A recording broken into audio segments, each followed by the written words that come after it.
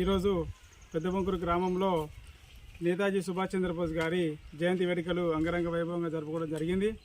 మరి గాంధీజీ లాంటి వాళ్ళు దేశంకు అంటే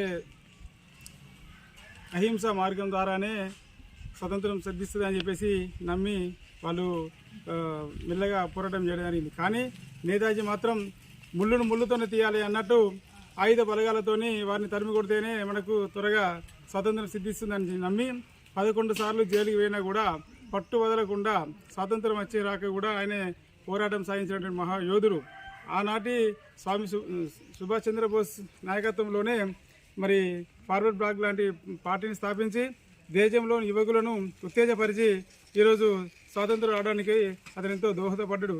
ఆ సందర్భంగా మా గ్రామంలోని యువకులందరం కలిసి పెద్దలు చిన్నలు అంతా కలిపి ఆయన్ను ఘనంగా అంగరంగ వైభవంగా జయంతి వేడుకలు జరుపుకోవడం జరుగుతుంది.